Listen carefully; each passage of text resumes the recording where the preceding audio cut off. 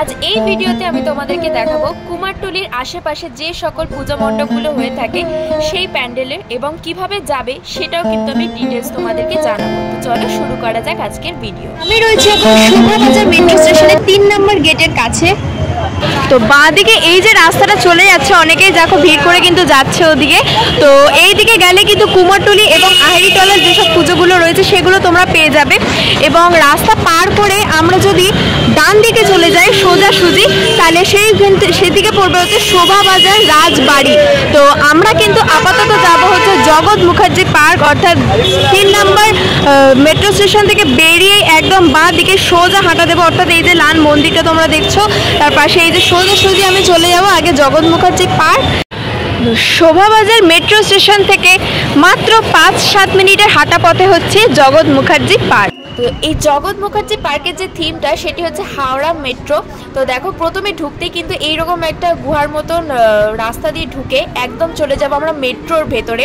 এবং এই মেট্রোর ভেতরে যে জানলাগুলোতে যে স্ক্রিনগুলো লাগানো হয়েছে এমনভাবে মনে হচ্ছে যেন চলছে মেট্রোটা।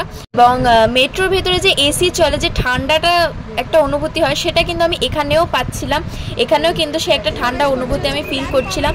তো মেট্রো করে এরকম যাওয়ার পরে তারপরে যে ধাপটা সেটা হচ্ছে প্ল্যাটফর্মে, অর্থাৎ মেট্রো থেকে বেরিয়ে আমরা যে প্ল্যাটফর্মে যাই সেই প্ল্যাটফর্মে কিন্তু এসে গেছি। তারপরেই কিন্তু আমরা চলে এলাম যে জায়গাটাতে প্রতিমা থাকে, সেই জায়গাটা কিন্তু পুরো ব্লুয়ের ওপরে একটা করা হয়েছে এবং দারুণ একটি অ্যাম্বিয়েন্স তৈরি করা হয়েছে। আর সব থেকে ভালো লেগেছে যেটা সেটা হচ্ছে প্রতিমাটা এত সুন্দর লেগেছে। এবং প্রতিমাটা যে জায়গায় রয়েছে দেখো নিচে কিন্তু এই কুমিরটা অনেকটা রিয়েল বানানো হয়েছে এবং তার উপরে কিন্তু প্রতিমা বসে আছেন।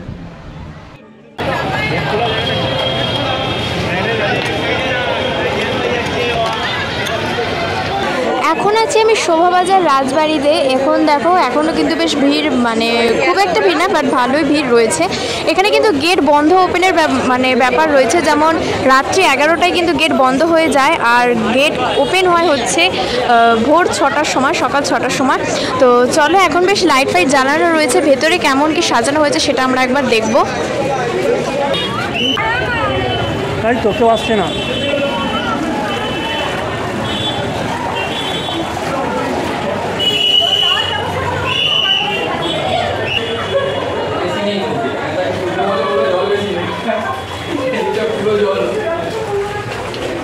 কুমির না চলে আসে।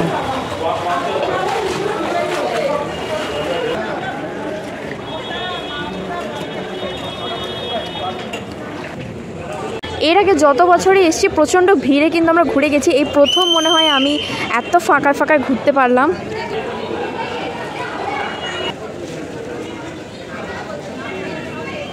আমরা তো এখন শোভাবাজার রাজবাড়ির ঠাকুরটা দেখলাম, এরপর আমরা যাব ওই পাড়টাতে, অর্থাৎ কুমারটুলির দিকটাতে। কুমারটুলির পাড়ে এই মানে যে পাড়টাতে কুমারটুলির রাস্তাটা চলে আছে সেই পাড়ে প্রথমে যে পুজোটা পড়বে সেটি হচ্ছে একটি মাঠে আর কি পুজোটা হয়ে থাকে। তো এখানেও একটি খুব সুন্দর প্যান্ডেল আছে। তো চলো ভেতরটা গিয়ে দেখি, গেটটা তো পুরো এইরকম রয়েছে, ভেতরে আমরা একটু যাই।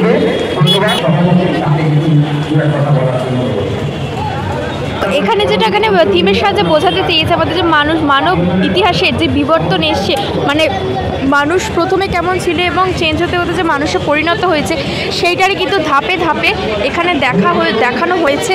এবং চারপাশটাও বেশ কিন্তু খুব সুন্দর রয়েছে।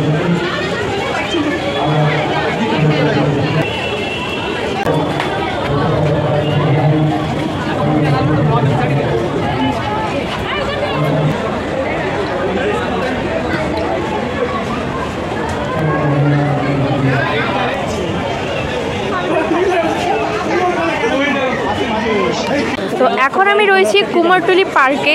তো এখানে এখন আমরা ঢুকে দেখছি বেশ অল্প স্বল্প ভিড়ই রয়েছে, যেটা খুবই ভালো লাগে এইরকম ভিড়টা। এর থেকে অতিরিক্ত হলে পর আবার বেশি অন্যরকম হয়ে যায়। যেহেতু রয়েছে আমি এখন কুমারটুলিতে এখন এসছি ঠাকুর দেখতে, আর এইখানে তো বলতে গেলে এখনও তো প্রায় পঞ্চমীর আগে পর্যন্ত ঠাকুরের আনাগোনা চলতেই থাকবে।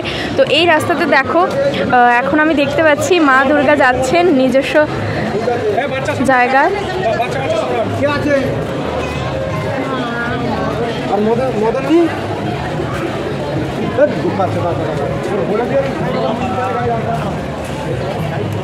এখানে যে থিমটা দেখতে পাচ্ছি, রেডিও করা হয়েছে, এখানে একটা পুরো বিশাল আকারের একটা রেডিও তৈরি করা হয়েছে এবং তার সামনের জায়গাটাতে ঠিক আমি দেখতে পাচ্ছি এখানে আগেকার পুরোনো দিনে যেসব ক্যাসেটগুলো ইউজ করা হতো মানে গান শোনার জন্য, সেইটাই কিন্তু এখানে ঘুরছে। লেখা রয়েছে মহিষাসুর মর্দিনী, মানে এখানে ক্যাসেটটা ঘুরছে এবং তার সামনেই রয়েছে একটি বিশাল বড় রেডিও, তার মধ্যেও কিন্তু ছোট্ট ছোট্ট রেডিও কিন্তু ইউজ করা হয়েছে। তো চলো এবার আমরা একটু ভেতরটা যাই।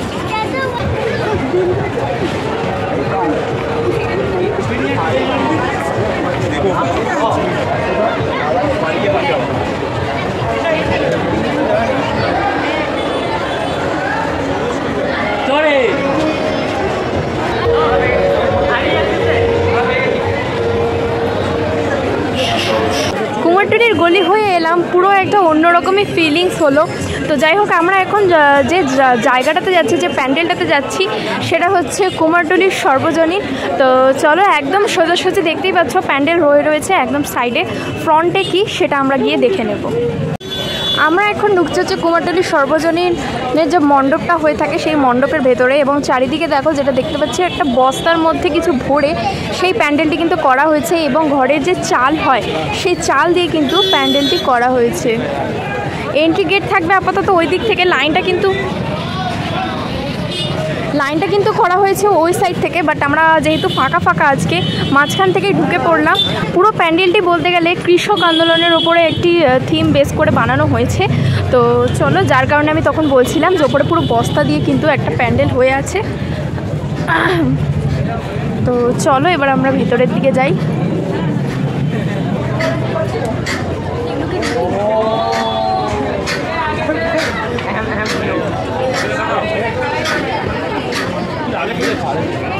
আজকে ভালো ছেলে হয়ে গেছে।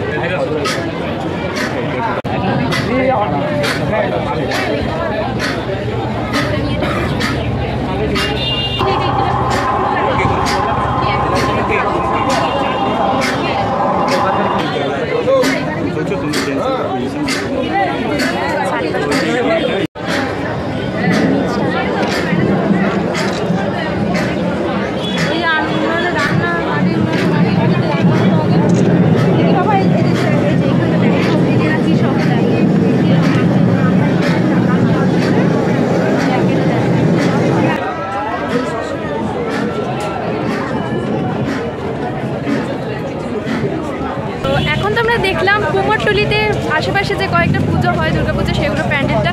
তো এবার আমি যাব হচ্ছে আহিরিটলাতে, এবার ওখানে গিয়েও কয়েকটা পুজো প্যান্ডেল আমি তোমাদেরকে দেখাবো। তো এই জায়গাটাতে আসলে হাঁটা পথে কিন্তু তোমরা অনেক কটা পুজো প্যান্ডেল পেয়ে যাবে। তো আর সব কটা প্যান্ডেলই কিন্তু খুবই সুন্দর। আমি চলে এসেছি আহিরিটলা যুবকবৃন্দের পুজো মণ্ডপের সামনে। এখানে যে থিমটা হয়েছে তার নাম হলো আলপনা। পুরো প্যান্ডেলটা জুড়ে কিন্তু একটি আলপনা থিমের ওপরে বেস করে বানানো হয়েছে।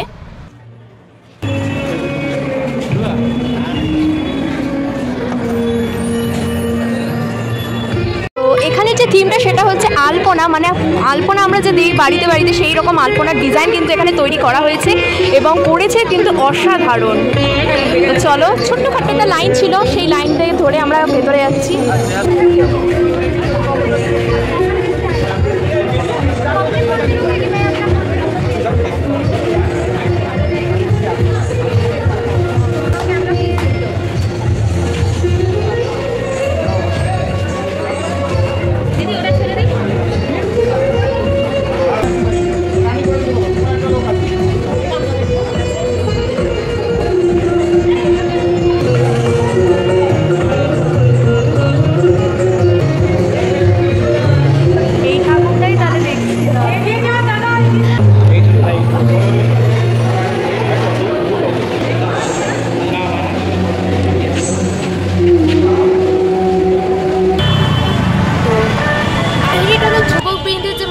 সেটি দেখার পরে একদম কাছাকাছি রয়েছে হচ্ছে আহিরিটলা সার্বজনীন।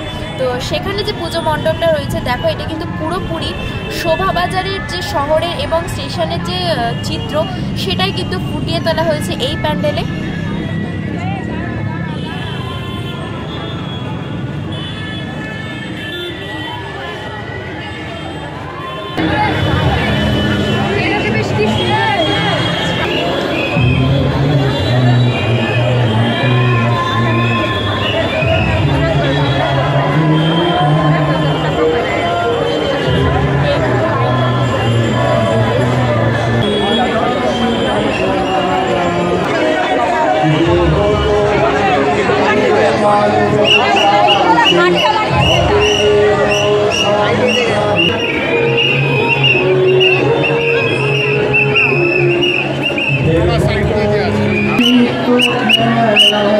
শুরু